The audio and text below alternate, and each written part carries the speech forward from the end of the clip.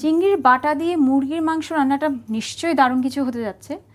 আমাদের রান্নার শুরুতে কি কি লাগছে আপু? আমাদের প্রথমে চিকেনের পিস লাগতেছে। আমরা এখানে 500 গ্রামের মতো চিকেন নিছি। তার সাথে আমরা চিংড়ি বাটা নিছি। এটা হচ্ছে বড় চিংড়িগুলোই নিছি। 3টা কাঁচামরিচ দিয়ে সঙ্গে বেটে নিছি। কেন কাঁচামরিচটা? কারণ যে কোনো মাছ বা মাংস যদি আপনি কাঁচামরিচ দিয়ে বেটে নেন তাহলে ওটার ভিতরে হচ্ছে ঝালটা প্রবেশ করে, এটা টেস্টটা বাড়ানোর জন্য। পেঁয়াজ কুচি, একদম মিহি কুচি। তারপরে এখানে হচ্ছে মরিচ গুঁড়া, তারপরে শুকনো মরিচ কুচি। হ্যাঁ। এখানে আমি একটু দুধ নিয়েছি। দুধ, হ্যাঁ। লবণ নিয়েছি, হলুদের গুঁড়া নিয়েছি। তারপরে হচ্ছে এখানে হচ্ছে আদা রসুন বাটা নিয়েছি, জিরা গুঁড়া নিয়েছি।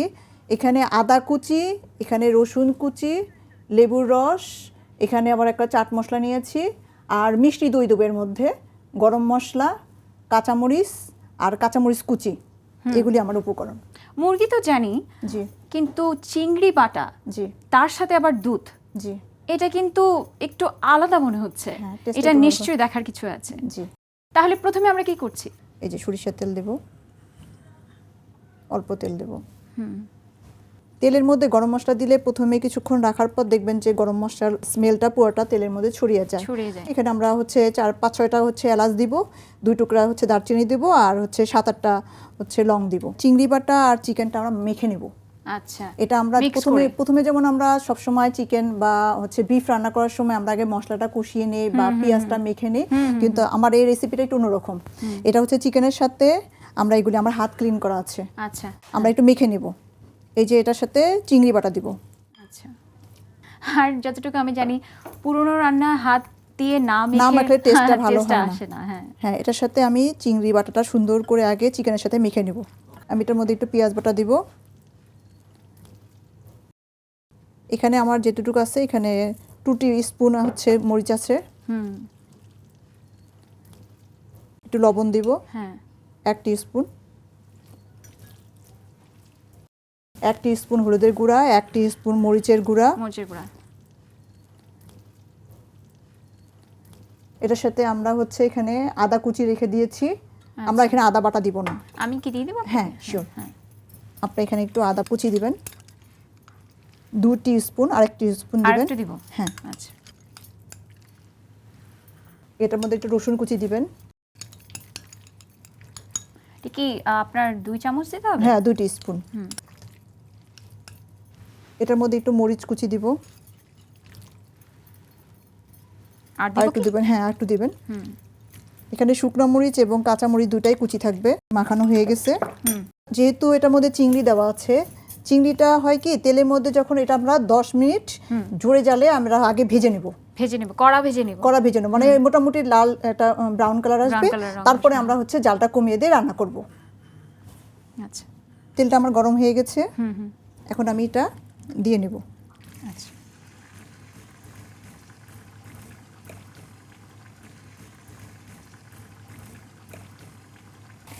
নাড়াড়ি করলে কি হবে, চিংড়িটা যেটা আছে এটা হচ্ছে হাফ কুক এমনি হয়ে যাবে। আচ্ছা, আচ্ছা। এবং মাছের ডিমের মতো দেখবেন যে চিংড়িটা হচ্ছে ভেজে গেছে। এখন আমরা হচ্ছে বাকি মশলাগুলো দিয়ে আমরা এটা হচ্ছে আবার একটু রান্না করব। আচ্ছা। বাকি মশলার মধ্যে আমরা এটার মধ্যে একটু মিষ্টি দই দেব।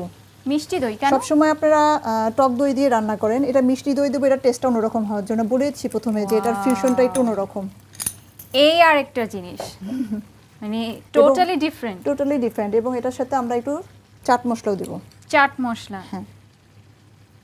কাঁচামরিচটা আমি আরেকটু দিব ঝালটা হওয়ার জন্য, যেহেতু আমরা মরিচের গুঁড়া কম ইউজ করব। যেহেতু ময়মনসিংহের মানুষরা ঝাল খায় বেশি। সেটার সাথে আমি একটু দুধ দিব। হ্যাঁ, আমি জাস্ট এটারই অপেক্ষা করছিলাম, এটা আপনি কখন দিবেন। এটা হচ্ছে এই যে আমি 1 কাপ দুধ রেখেছি। 1 কাপ দুধ দিয়ে এটা আমি হচ্ছে রান্না করব। জালটা একটু জোরে দিতে হবে। এটা আমরা একটু ঢেকে দেব। যেহেতু এটা হচ্ছে ব্রয়লার মুরগি, সো এটা তো বেশিক্ষণ হইতে সময় লাগবে না। আশা করি খুব দ্রুত এটা আমরা যে কেউ রান্না করতে পারবো। ঘরে গেস্ট রেখেও আমরা এটা খেতে পারবো। আপু দেখি তো, অনেকক্ষণ হয়ে গেছে, প্রায় 10-15 মিনিট হয়ে গেছে। দেখেন কালারটা কিরকম আসছে, দেখেন। আপনি বলেন কেমন আসছে? কালারটা দারুণ এসেছে। আপা, আমরা যেহেতু এটা আমরা মেখে বসাই দিছি, আমরা এটা একটা বাগার দেব। আমরা অল্প একটু সরিষার তেল দিয়ে, আমরা এই জন্য পেঁয়াজ কুচি একটু রেখে দিয়েছিলাম। আমি নাড়তে থাকি, আপনার যা দেওয়া আছে আপনি দিয়ে নিন। হ্যাঁ, এটার সাথে আমরা একটু মরিচ কুচি দিব। এখানে একটু মরিচ কুচি রেখেছি, এটা ঝাল হবে। ঝাল ঝাল, তাই তো দেখতে পাচ্ছি আপনারা সব কিছুতে মানে মরিচ একটু দিচ্ছেন জাস্ট ঝাল দেখতে ঝাল, সুন্দর হওয়ার জন্য এটা আমরা এটাকে একবারে ড্রাই করব না, ট্রাই করব মানে যেমন যে অনেকে হচ্ছে একদম ব্রেস্তার মতো করে সেরকম করব না, মানে একটু হালকা হালকা হালকা একটু থাকবে, তাহলে মানে পেঁয়াজের কাঁচাটা চলে যাবে। আচ্ছা, এই যে আপু অলরেডি দেখেন পেঁয়াজের কালারটা চেঞ্জ হয়ে আসছে। হ্যাঁ একদম, হ্যাঁ হ্যাঁ, এটা আমি এখন এটা কিন্তু বাগারের আমরা সচরাচর যে বাগারটা দেই সেরকম সেটা কিন্তু না, এটা একটু অন্যরকম। দেন আপনি একটু নাড়িয়ে দেন। হ্যাঁ আমি নেড়ে দিচ্ছি। দুটোই কিন্তু ঘ্রাণ পাচ্ছি আমি, চিংড়ি আর মুরগি। জি, রান্না তো শেষ হলো, এখন আমাদের সাজানোর পালা। জি, তাহলে আগের মতোই আমরা আবার কলা পাতায় সার্ভ কলা পাতায় আমরা পরিবেশন করব। জি আপু,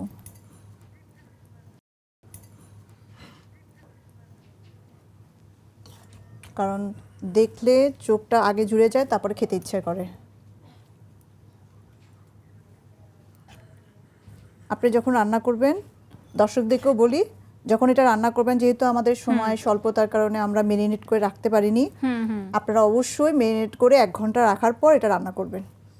আপু এটা আমরা একটু সার্ভ করব এইরকম পেঁয়াজের কাটা দিয়ে। এই আপু হয়ে গেল চিংড়ি বাটা দিয়ে মুরগির মাংস। ওয়াও, দর্শক দেখতে পাচ্ছেন এক অদ্ভুত রান্না। আমি তো সারা জীবন মনে রাখবো, বাসায় গিয়ে দ্রুত রান্না করব।